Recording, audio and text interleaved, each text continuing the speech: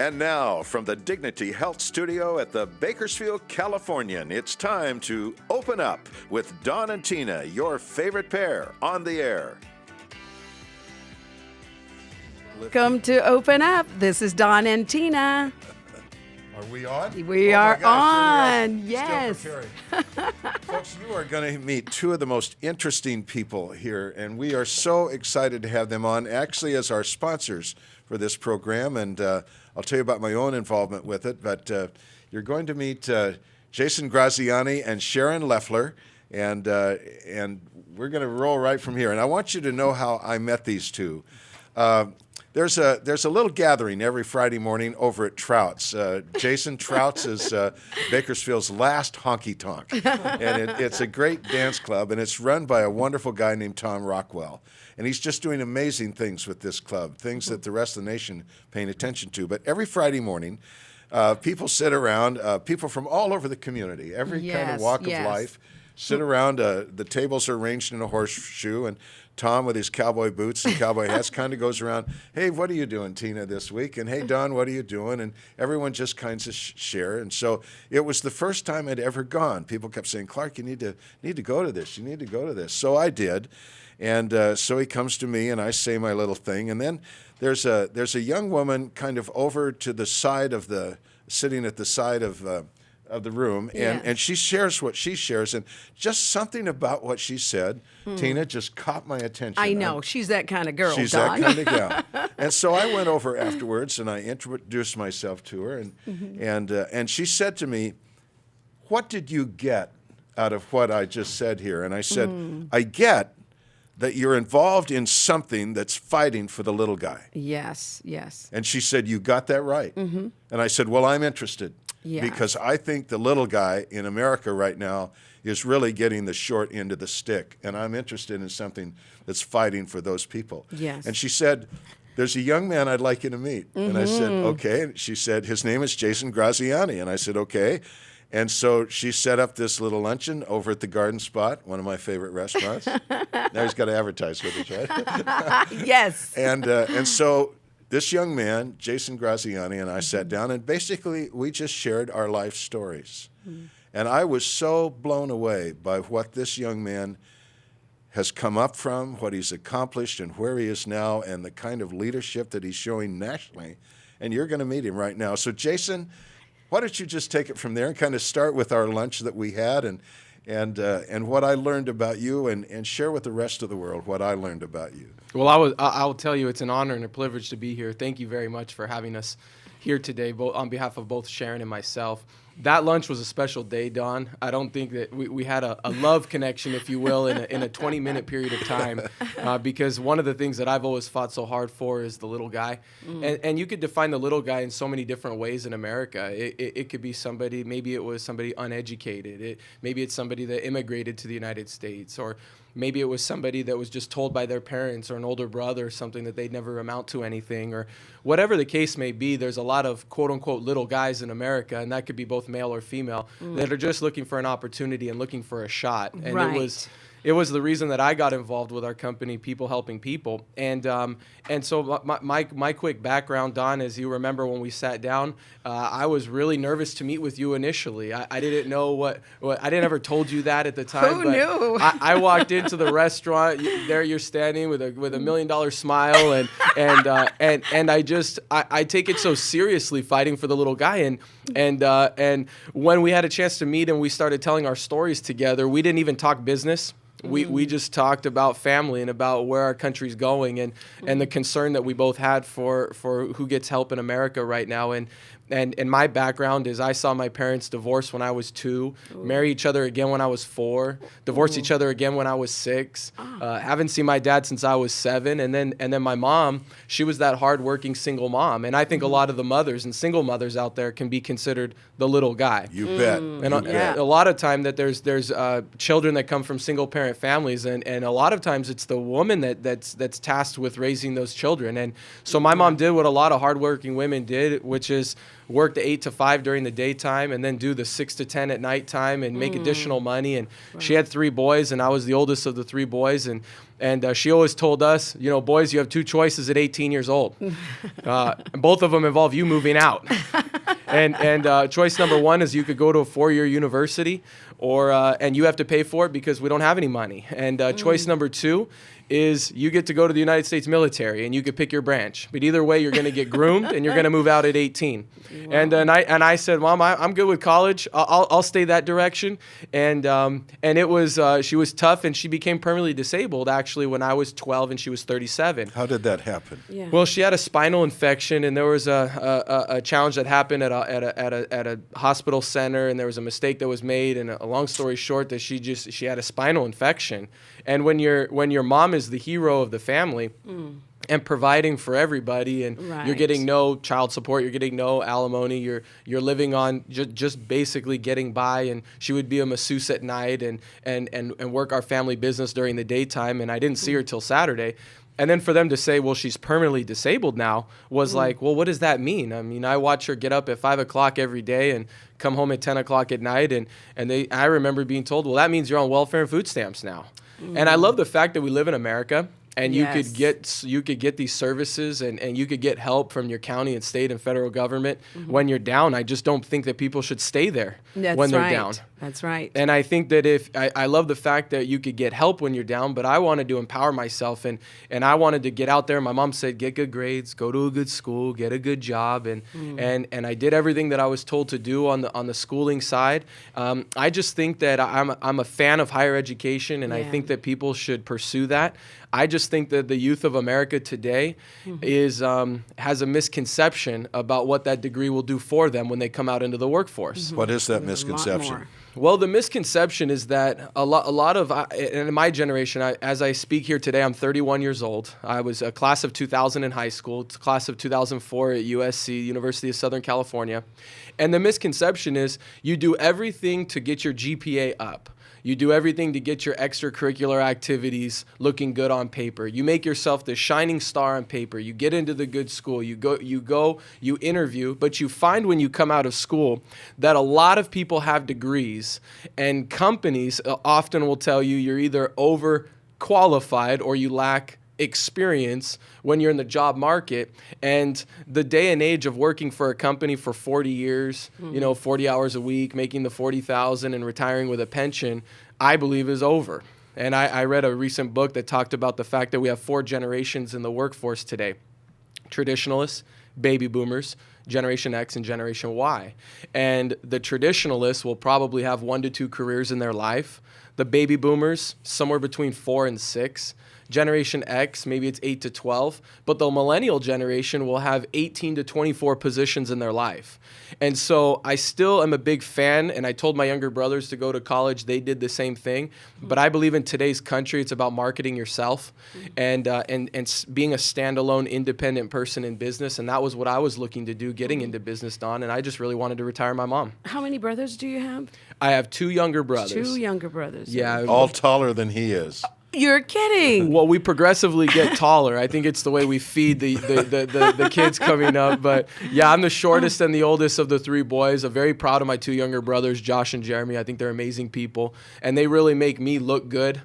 We've been in business in multiple settings before together, and where you get one of us, you get 3 of us, and it's fun to be in business with your brothers at the same time. You went through USC, where all of your kind of contemporaries would be more upper of class, affluent, from affluent families. That wasn't you. Your work background, just share that with us quickly. Well, being in USC, the stigma of USC is when people make fun of the University of Southern California, they'll call it the University of Spoiled Children. And I spent years defending that, but I could largely say that there's a big percentage where that's true. And I may fit the mold on the outside where people thought that I kind of fit into that group, but I was one of the few kids that were there that got in on a program of very low income, got a lot of help with grants and scholarships and an interview process that got me in. But throughout the entire time of being at USC, I moved furniture on moving trucks. I worked retail on the weekends. I worked at the bookstore at night, and I maintained 3 jobs and worked 40 to 50 hours a week every single week during my time at USC. You were working with guys that didn't even have a green card. I mean, you were working with illegals. You really have seen kind of the underside of our economy, have you not? Absolutely. My family had run for 3 generations a small moving and storage business. And if you've ever moved furniture, you know that's not what you want to do for a living growing up. But it's really good for maybe a college-age person to go through and work really hard. But I worked with guys that, yes, that didn't have documentation. I worked with guys that had been on the trucks for 20, 30 years and watched that type of lifestyle during the daytime. And then at night, I'd go back to USC where I was around students that would have $5,000, $7,000 a month allowances after all the bills were paid. So seeing both sides of the fence was really good. It gave me a really good perspective. And I love the fact, regardless of if you're born into a good financial position or whether you're born into not a good financial position, in America, we're one of the few countries, if not one of the only countries, where you could put yourself in any social class that you want to based off of your work ethic. And I really appreciate the opportunity this country's given me. You come out of USC and you don't even know how to tie a necktie. And then you start, and then you pick your choice. Tell us just about how you chose your career and the path that launched you where you are today.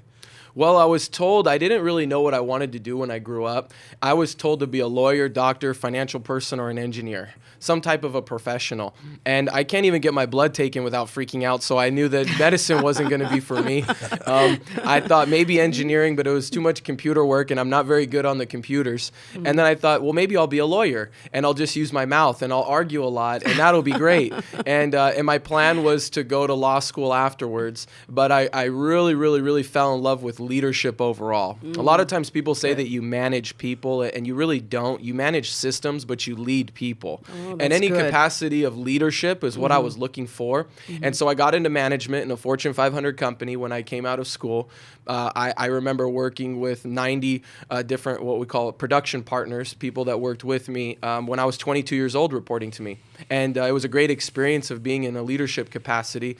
But I had a mentor that told me, find a big problem in America, find a way to solve it, and you'll be fine financially. Exactly. And so don't chase the money, but chase solving problems for people, and you'll do well financially. Yeah, I've heard that before. And so just looking at my family situation, for multiple generations, we had nobody that went to school, nobody that made good money, and definitely nobody that saved. And I said, well, financial services and financial education is something that my family lacks. And when I interviewed with some of the bigger brokerage houses when I came out of school, I remember asking these companies, well, what would you do for my family? Because I see how you help the affluent become more affluent, but what would you do for the cousins and the uncles and the family that I have? And I remember being politely told, well, we don't help them. They go to the bank. And I said, with all due respects to the bank, I don't think the banks are really getting people financially independent. And banks are great institutions, but they're incentivized to keep people in debt. And as long as we keep going to an institution to get financially independent, and that institution's incentivized to keep you in debt, it's going to be very difficult to get out of debt as a country. And so when I look at America with the debt levels of our counties, our states, our federal government, I saw financial services and lack of financial education as the big avenue to go educate people, but we needed to have an avenue that did it for the masses, did it for free, and went out there. And that's been my pursuit for the last several years, 8 years. That's where I met Sharon Leffler, and she's been one of our best leaders, and you'll hear from her in a moment. But we have to start a grassroots movement of educating the masses and educating the community. Yes. Well, I want our viewers now, I want you to meet Sharon Leffler, and I'll just tell you flat out, Sharon Leffler is one of my heroes. I mean, I'm just so impressed with this woman. And Sharon, you were one of those people, you and your husband, Dave, that did everything right. I mean, you did everything you were told. You saved scrupulously for your 401k, and you did everything that you were told. But there were things about finances you just didn't know until you ran into this group, People Helping People. Tell us about your background and what brought you to this point. Well, my background would probably be the American dream, or at least our version of it. I met my husband, and a year later, when I was 18 and he was 20, we married. We'll be celebrating our 35th anniversary this next month. And so we started early raising a family, getting up, going to work, coming home, taking care of the kids and stuff. And we did try to do what we thought was right. We took counsel. But our background, the legacy that my family left me was a good work ethic. They were business owners, but their business basically owned them. They didn't really have any money management skills because they had no money to manage. And Dave came from a single-parent home. His mom had 4 children. He was the oldest, and so things were tight for them too. And it was more of a reactive philosophy. You just tried to get through to the end of the week. And we were fortunate. God blessed us. We moved here to Kern County. Dave started working in the oil fields, and we were blessed. He was recognized as a leader immediately and went up through the ranks. And, I mean, there were hundreds of guys that were just as good a guy as Dave, but the Lord's blessing was on him. And so, 30 years later, he's a district manager working for an oil company, and we were all the way up to 15% putting in our retirement program, the vehicle that we were told that we were to use.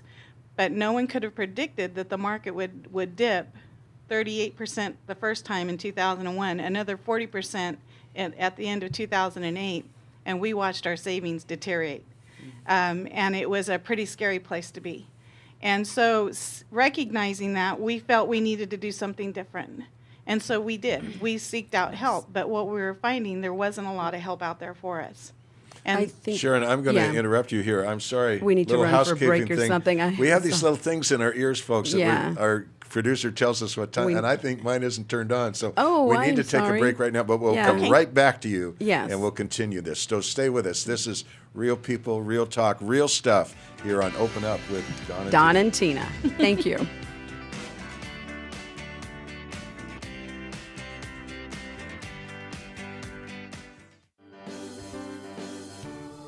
Hi, I'm Christy from the Taste of Home Cooking School, and I'm coming to your town. I'd like to bring you into the kitchen for 2 hours of cooking fun. At our cooking school show, I'll demonstrate a variety of recipes you can make at home. Your whole family will love them. You'll also get to meet with fun local vendors, taste delicious samples, and share your love of good food. So get into the mix, grab your friends, get your tickets, and come join us. Kern Business Journal contains news and information from local business leaders and organizations. Topics include agriculture, health and medical, energy, real estate, and more. Visit KernBusinessJournal.com to find out how to subscribe or where to pick up a free copy. To inquire about advertising in the bi-monthly business journal, call 395-7586. Find us online on Facebook and Twitter, as well as on KernBusinessJournal.com. Hey, Corey Costello here, host of Roadrunner Rundown here on Bakersfield.com. Join us this week as we are in full basketball mode. The season opens up. We'll speak with head men's basketball coach Rod Barnes, along with senior Zach Lamb. Also, women's basketball previews, and we'll also check out our upcoming opponents, both home and on the road. That's coming up this week, Tuesday, 10 a.m., right here on Bakersfield.com.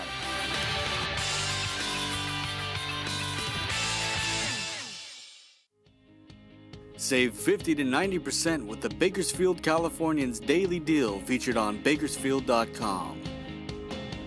A daily deal is offered each weekday on services from local restaurants, dry cleaners, health and beauty services, retail shops, and local activities for the entire family. The daily deal is 100% local. Find these amazing deals only at dailydeal.bakersfield.com.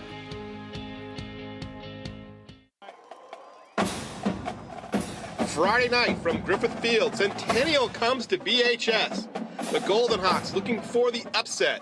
BHS looking to run the table on the Southwest Yosemite League. Only on B Varsity Live. Friday night, Centennial at Bakersfield for the Southwest Yosemite League Championship. 7 o'clock on Bakersfield.com. B Varsity Live. Centennial at BHS. Every morning, I get to come to work here. We talk about the news, we talk about the community, and most importantly, we have fun. You can listen to us live every morning from 7 to 10 on News Talk 1180 KERN, but you can also watch the video live at Bakersfield.com. You can't miss us because you can watch or listen live on your mobile device. Join us from 7 to 10 a.m. weekday mornings right here at News Talk 1180 KERN or at Bakersfield.com. Come have fun with us.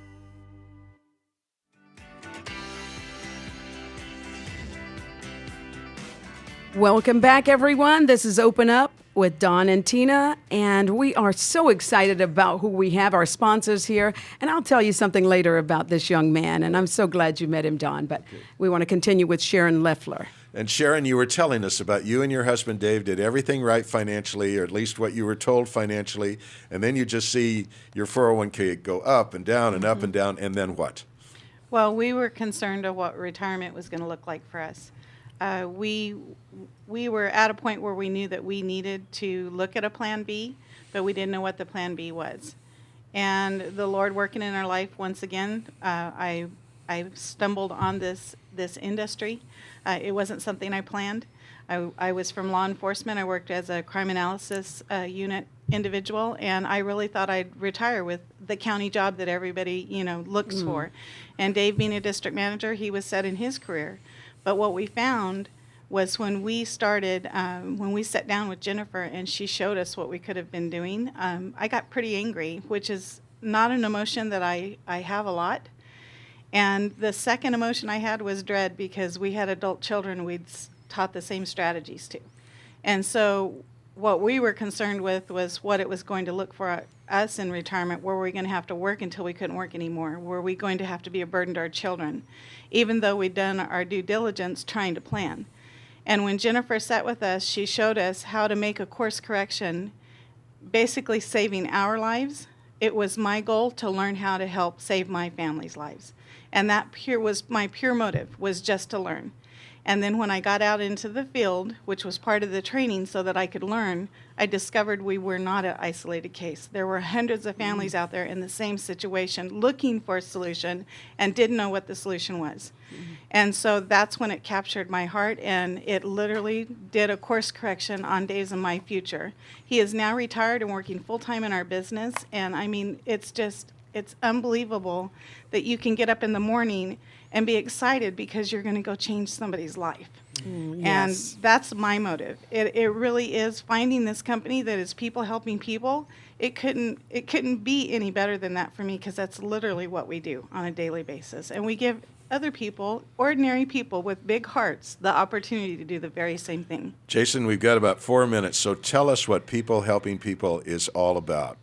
People Helping People is an organization that was established for the little guy. And it's established for anybody with any walk of life that wants to build something for themselves but not by themselves. Essentially, we have a passion and a crusade for what we say, saving America. And we believe that our organization, along with the help of other organizations along the way, are going to help restore free enterprise to our country. And if you look back in the 1800s at our country, the overwhelming majority, in fact, almost everybody, was either self-employed or a business owner. We didn't have unemployment rates because we didn't have employment. And people took care of themselves. They worked longer weeks. They took care of their fellow communities, and we looked out for each other. And over time, people have kind of moved away from free enterprise and running their own business, and I don't believe it's done well for America. And I look at the baby boomer generation right now that my mom and many of my uncles and aunts are in right now, and you see where they're working right now. They're working at Walmart, at Starbucks, at McDonald's, and it's not because that was their plan. It was because, like Sharon Leffler said a moment ago, they just were doing what they were told to do, and that system just isn't working. And I believe that teaching people how to build their own business is something that's tremendously important. And the second thing is the free financial education for everybody. And so we run an organization where we've been opening up offices across the country. We've brought on board just over about 10,000 in the last 4 years. We just celebrated our 4-year anniversary. We're still a baby of a company, but we believe that we're on the right track and we're getting the right support and endorsements in different cities that we're opening up offices in. And we're enabling people to get into the financial service industry and be able to service who they want, and to do it with no pressure, no quotas, no time clock, to be in business for yourself and, again, not by yourself, to have a system to follow, so that whether you're the 20, 25-year-old coming out of college, whether you're the 42-year-old that has a few kids in the house still and they're on their way to high school, or maybe you're in a baby boomer position, or maybe you're a traditional traditionalists in our country that anybody could build a business in the most lucrative industry in the world, which is financial services and insurance, but at the same time educate their communities and make their communities better by empowering entrepreneurs. We've got 1 minute. Tell us about the founder of this company is coming to Bakersfield. Tell us quickly about that. Founder Patrick Bet-David, who is really the reason between he and his wife Jennifer why I'm in this company, why Sharon's in this company. He's nationally acclaimed for author, blogger, entrepreneur, self-made millionaire. He's speaking at the Marriott right by the Convention Center on Wednesday night, November 6th. And he's going to be doing that at 7 o'clock. And he's going to be educating the community of Bakersfield because this is one of the fastest growing areas in the entire country for our company. Patrick Bet-David is a dynamic speaker. He's asked to speak all across the country, and he's going to be visiting here. So anybody in the Bakersfield community that wants to come down at 7 p.m. at the Marriott Hotel definitely should come down and see Patrick Bet-David speak. That's next Wednesday, right? Next Wednesday. Well, I'll tell you what, this may be our only chance to really hear him in Bakersfield because Texas has recruited this company to move to Dallas, Texas. Governor Perry himself wanted your company to headquarter in Texas, and that's where you're going. So this is our chance to hear this founder. And Jason, you're the number 2 man in the company. Really, you're the driving force of this magnificent growth that's going on. So we just want to say thank you for coming on. Thank you for sharing. Thank you. And thank you for sponsoring this Sharon. show. Yes. We really appreciate it. Thank you Tina, very much. Take it from here. Okay, we want to thank you again, like Don said, and I'll tell the story later about what happens when I'm around you. I seem to sit up so straight. I was in the meeting with you, and you were really. I was in the back of the room, and I was sitting on the edge of my seat, and my posture was so straight. And I think, but the whole you, I think, is so not only exciting but exceptional. Thank you. And he teaches others to be exceptional, Tina. That's what's Well, remarkable. I want to about shake your him. hand. Thank you very much, Tina. I really appreciate You're that. so Thank you. welcome. Thank you so much, Sharon. Thank you for being here. Okay, Don and I will be back in just a few minutes. Thank you for joining us all over the world and locally here in our studio. Oh, a big thank you to Chuck Noss. He walked in and brought us something so delicious, and we'll tell you about that later when we come back.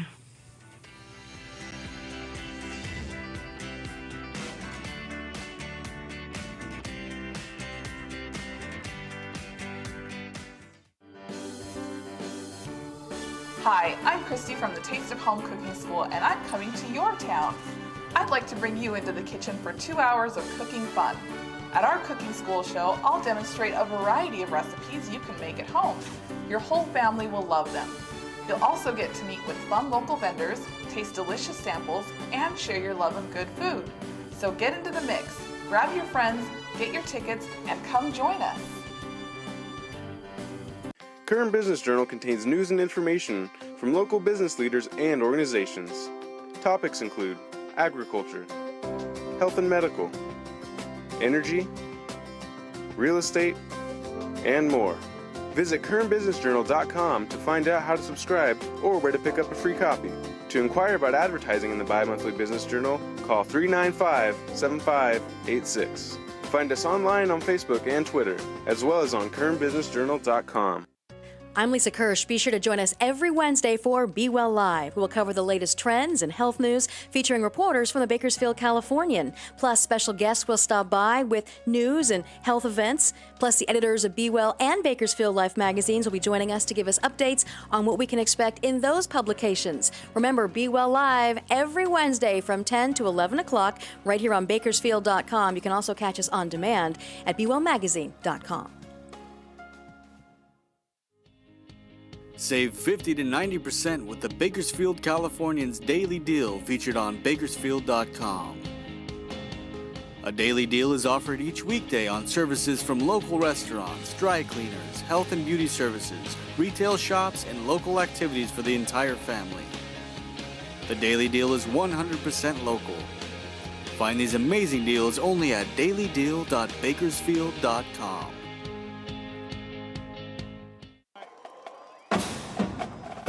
Friday night from Griffith Field, Centennial comes to BHS. The Golden Hawks looking for the upset. BHS looking to run the table on the Southwest Yosemite League. Only on B Varsity Live. Friday night, Centennial at Bakersfield for the Southwest Yosemite League Championship.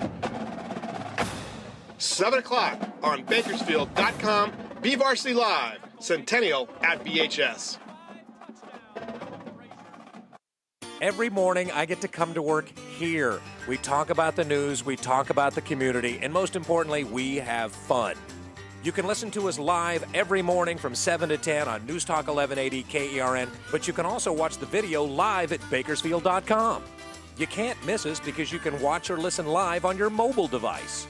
Join us from 7 to 10 a.m. weekday mornings right here at News Talk 1180 KERN or at Bakersfield.com. Come have fun with us.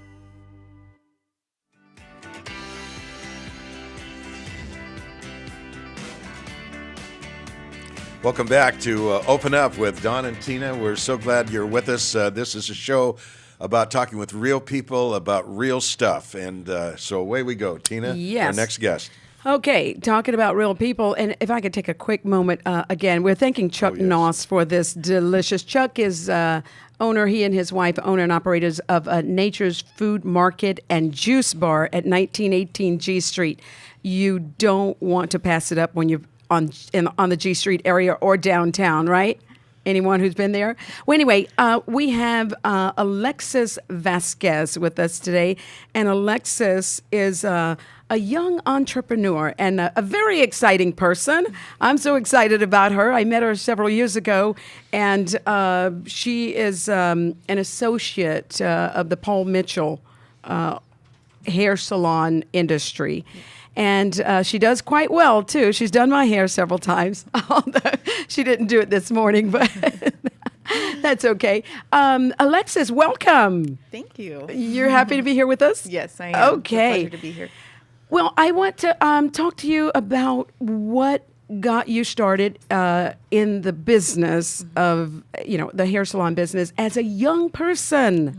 I think you started when you were 20 or 21 years old. I was 21 years old, yes. Okay. And how did you get started in your own business at such a young age? Yeah, I actually wanted to become an artist because my whole life I've been creative.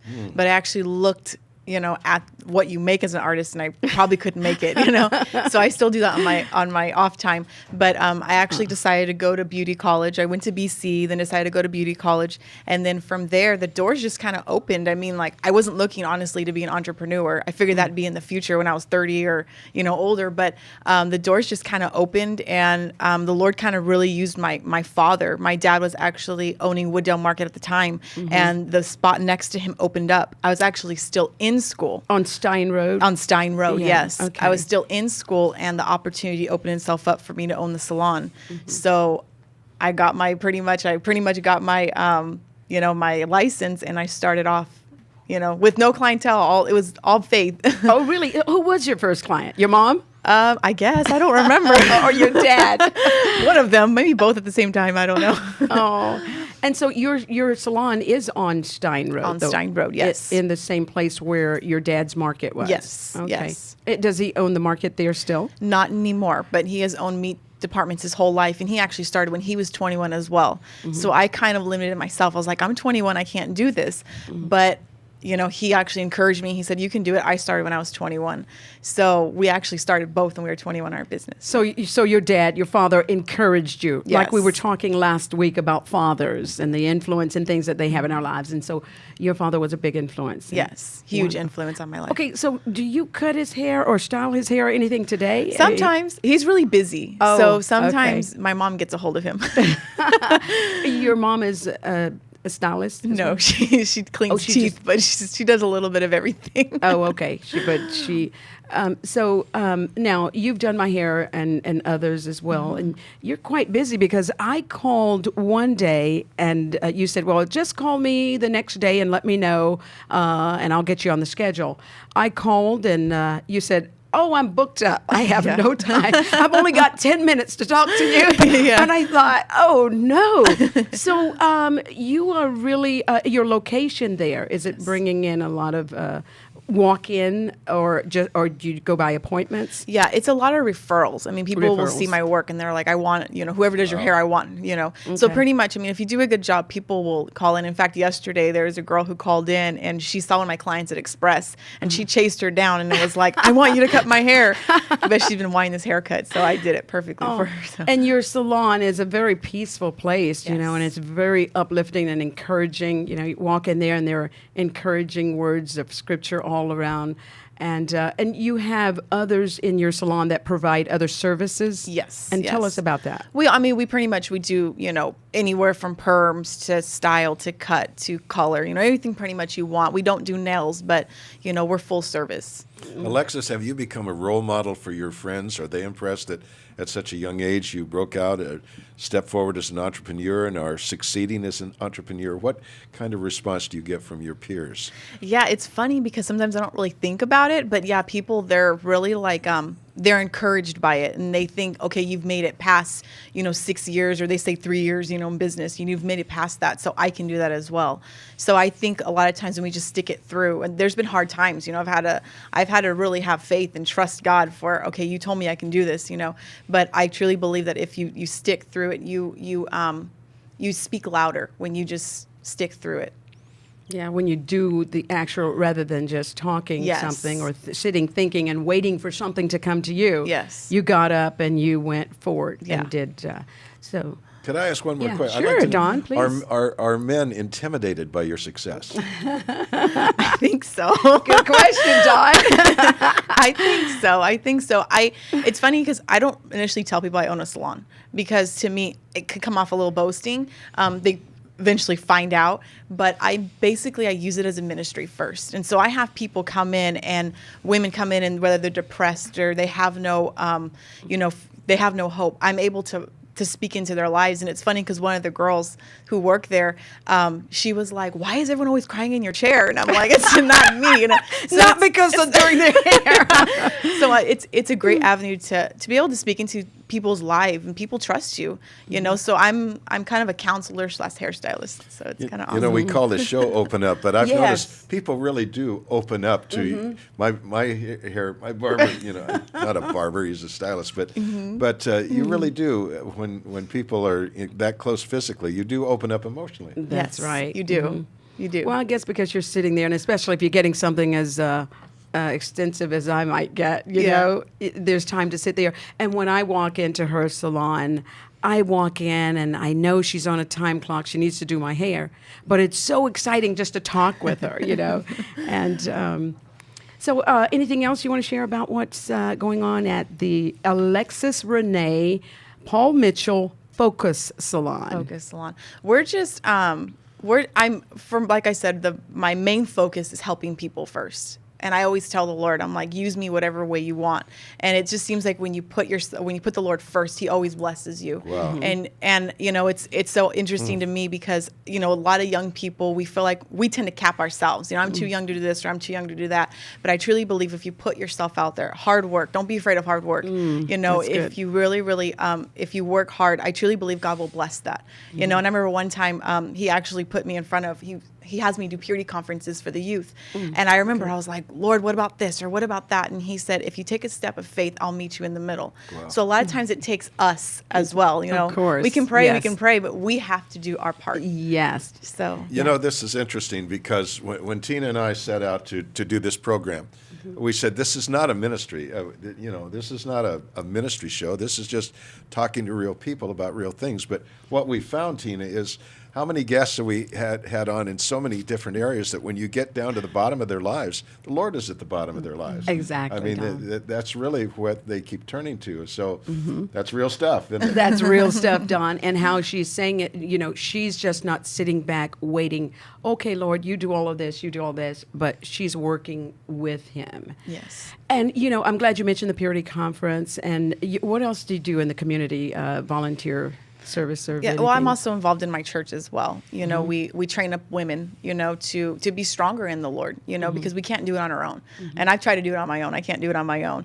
I've really become strong with the salon. I really believe that the Lord allows things to happen to us so that way we can become strong and we can Mm-hmm. encourage others and be overcomers, you know. And so I'm able to help out women as well and train them up and show them what I did. You know, I truly believe if I didn't overcome the things I overcame, I can't relate to people, you know, so I have to go first, and then I'm able to. So give us a few tips about how to take care of our hair. I know women are listening going, oh, come on, Alexis, give us some tips. Use great shampoo. I have women come in with, I do their color, and they're like, it's turning brassy. I'm like, what are you using? I'm using Pantene. And I'm like, well, you know, you got to kind of use good shampoo, you know. And when I was younger, I'd always be, I don't care, I'll just use Suave on my hair, but it was always real brittle. And, you know, so definitely use good shampoo and try to ease up on the heat. Okay. And one thing I heard you say the other day as well is condition. Yes. Kind of like location. Yes. Condition your hair. Give Yeah. it some love. Yes. So Yes. conditioning and not too much heat. Now we're talking about women here. Yes. Okay. I'm Yes. talking about Okay. What about men? What you do many men? I do men hair, yes. Okay. I do have my clientele of men. Pretty much they're easy. I mean, they come in every 2 weeks, you know, so I don't really tell them to condition their hair. Just keep up with it, you know. Well, my stylist tells me the same thing. Get good shampoo. Yeah. Oh, and it's true. really? Okay. Makes Yeah. a real difference. It does. It really does. So, what are new trends or anything in hairstyles or anything lately? What's the new Well, trend? fall is here. Fall is here. So and- people are going a little more darker. okay, So, yeah. a little more darker. A little more darker and a little less blonde. Well, Alexis, thank you for coming on. What a delightful young woman you are, and what an inspiration to so many of us. Yes. It's Thank you. really Thank you great for to having see me. where you're going. I hope we can have you back. Yes, you. I told you she was so exciting. That's why I was so excited with meeting her, and here she is. So thank you. Listen, when we come back, you're going to hear from one of my best friends, Dan Schaefer, with good words for the coming week. Dan's always got good things to say, and Yes. we're going to hear about a whole new venture into bicycling in our community. Ooh, so here yes. we go. We'll Yes. be right back.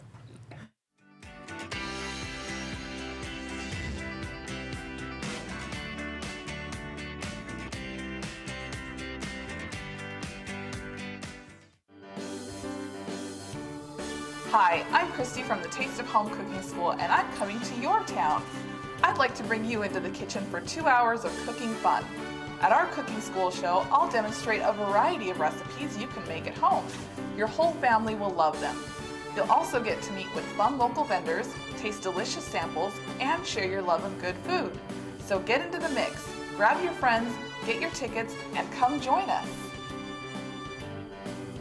Current Business Journal contains news and information from local business leaders and organizations. Topics include agriculture, health and medical, energy, real estate, and more. Visit currentbusinessjournal.com to find out how to subscribe or where to pick up a free copy. To inquire about advertising in the Bi-Monthly Business Journal, call 395-7586. Find us online on Facebook and Twitter, as well as on currentbusinessjournal.com. I'm Lisa Kirsch. Be sure to join us every Wednesday for Be Well Live. We'll cover the latest trends and health news featuring reporters from the Bakersfield Californian. Plus, special guests will stop by with news and health events. Plus, the editors of Be Well and Bakersfield Life magazines will be joining us to give us updates on what we can expect in those publications. Remember, Be Well Live every Wednesday from 10 to 11 o'clock right here on Bakersfield.com. You can also catch us on demand at BeWellMagazine.com.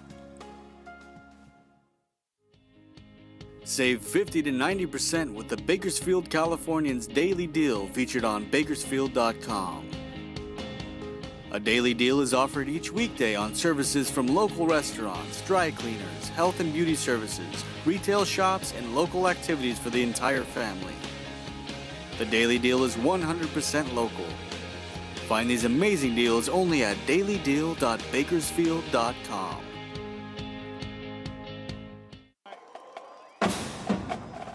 Friday night from Griffith Field, Centennial comes to BHS. The Golden Hawks looking for the upset. BHS looking to run the table on the Southwest Yosemite League. Only on B Varsity Live. Friday night, Centennial at Bakersfield for the Southwest Yosemite League Championship. 7 o'clock on Bakersfield.com. BVarsity Live, Centennial at BHS. Every morning, I get to come to work here. We talk about the news, we talk about the community, and most importantly, we have fun. You can listen to us live every morning from 7 to 10 on News Talk 1180 KERN, but you can also watch the video live at Bakersfield.com. You can't miss us because you can watch or listen live on your mobile device. Join us from 7 to 10 a.m. weekday mornings right here at News Talk 1180 KERN or at Bakersfield.com. Come have fun with us.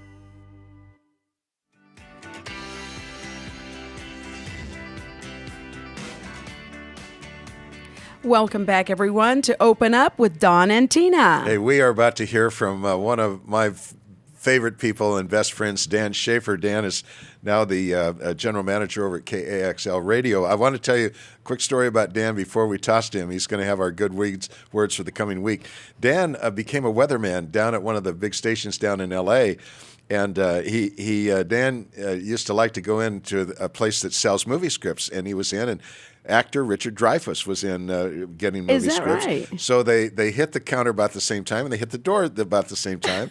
and Dan holds the door, and Dreyfuss walks through it, and then he turns around and he goes, "I know you. You're the weather guy." I mean, rather than Dan knowing the actor knew Dan. Wow. Anyway, Dan Schaefer, thanks for being on. Give us some Thank good you. words for the coming week.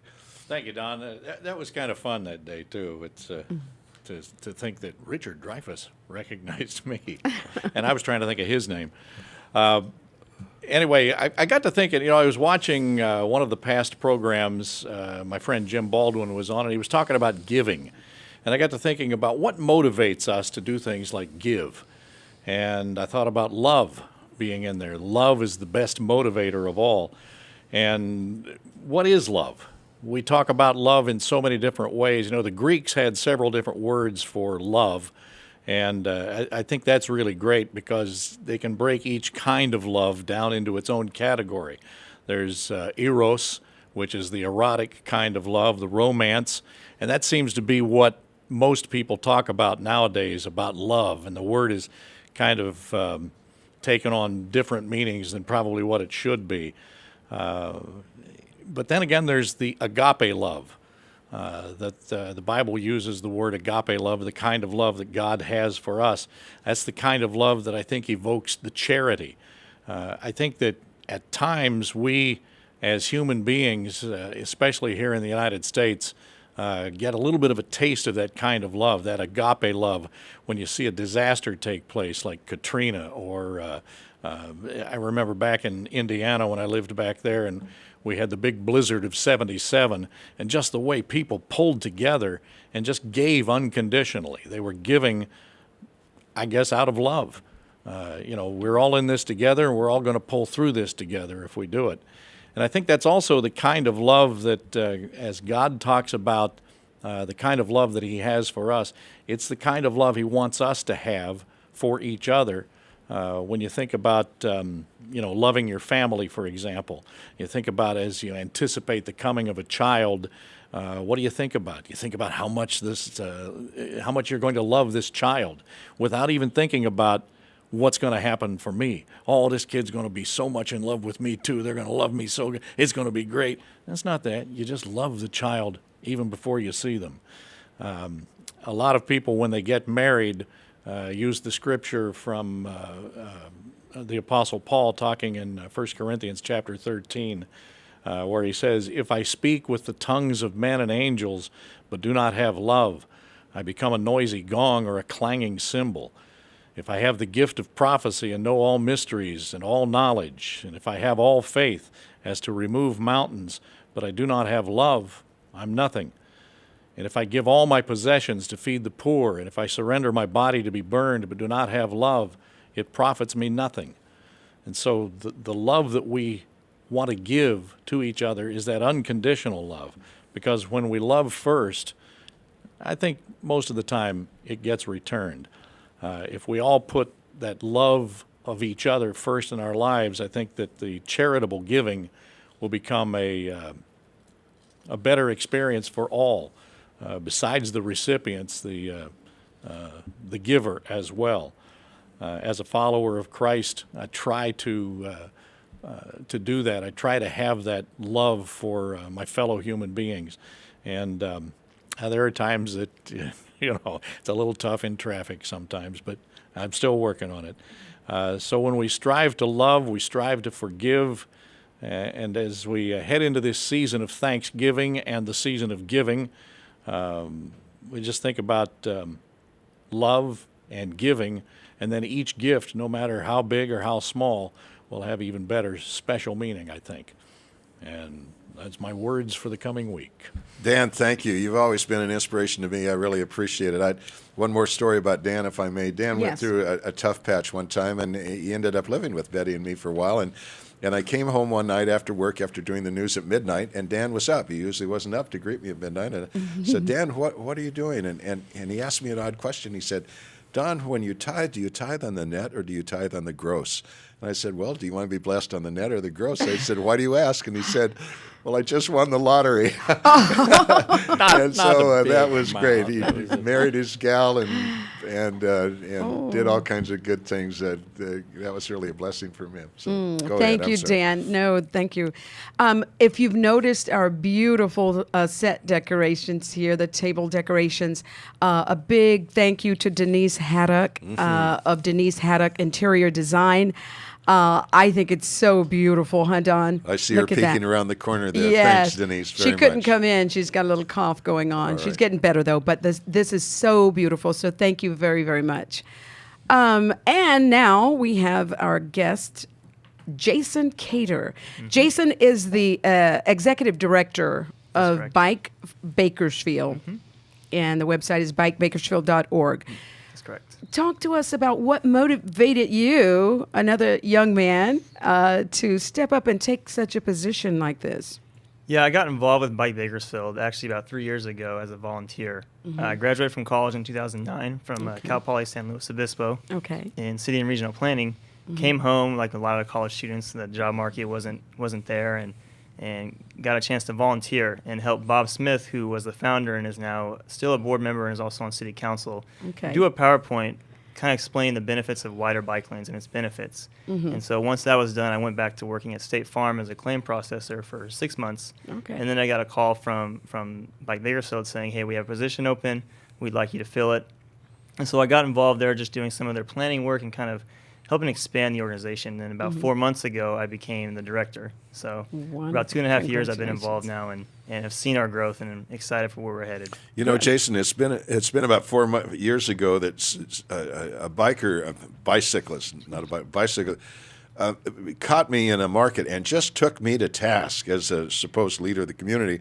Why we are such a poor bicycling community? Why we've done such a poor job of setting up for bicycling. It sounds like you guys are changing that. Tell us about that. Right. I mean, if you look at the roads in Bakersfield, we really did design it around the automobile. We have really wide roads, really fast roads, and trips, kind of the way we built our community, they're really longer. And so longer trips, faster car speeds isn't necessarily good conditions for bicycling. And so we've kind of looked at the city's infrastructure and said, okay, how can we build a network that is compatible with bicycling? And so we've been looking at neighborhood streets, collector streets, and trying to build a bicycle network kind of around those roads and basically keep the trip distances the same, but reduce the amount of cars that are on those roads. Typically, not as many people are driving on collector streets. They're not driving as fast, and kind of steer bicyclists towards these roads and show people how, even though Bakersfield has been built for the car, we can still bike, and it still can be bike friendly. So I was talking with you about the different kinds of bicycles, and you mentioned a bike, a Fix-It. The Fixie. Yeah, we call it Fixies. Fixed geared. So. Fixed gears. But the bike kitchen is the bicycle kitchen. When I first heard it, I thought a kitchen where you ride your bicycle in and you have lunch or you eat. Yeah. It's not that. No, Tell them not. about the bike kitchen. No, the bike kitchen, its main focus is to educate people to work on their own bikes. And so it may kind of appear as a bicycle shop when you go in at first, but the goal is to have mechanics and people working there who can get hands-on with the people who bring their bikes in, can help them learn how to work on their bikes, help them repair their bikes at a reduced rate, and ultimately kind of teach people the skills to work on their bikes and maintain that throughout their life. And so similar to a kitchen where you kind of learn to prepare food as opposed to just have it given to you. I mean, it's kind of Right. the concept of a bicycle kitchen.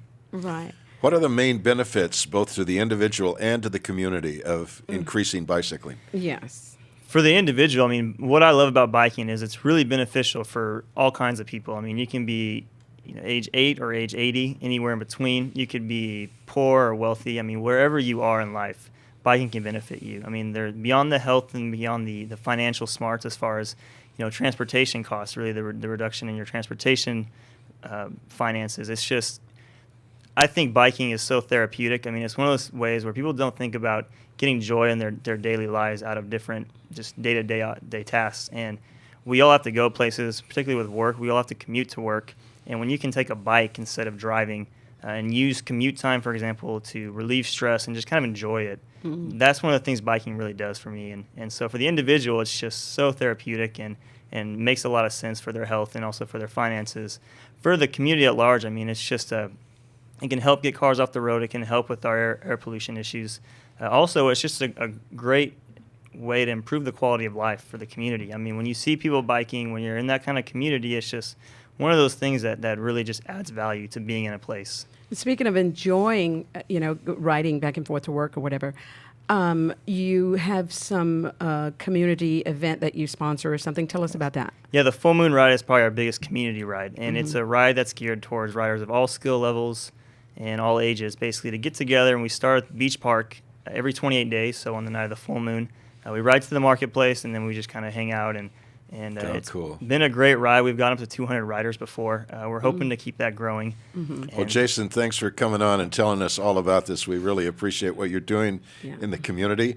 We want to say next week, you'll really want to listen in because we're going to have Cheryl Giesbrecht, who's written a book called Get Back Up. We've all suffered devastating losses, and how do you come back from losses so great? We're going to hear from that next week, and it's going to add real value to your life out there. So thanks for joining us. Yes, thank you all for joining us. Thank you for viewing all over the land. My cousin Vivian Blackburn in Connecticut and all across the land. Thank you, Jason. Thank you very much, and thanks to all our guests and our sponsors.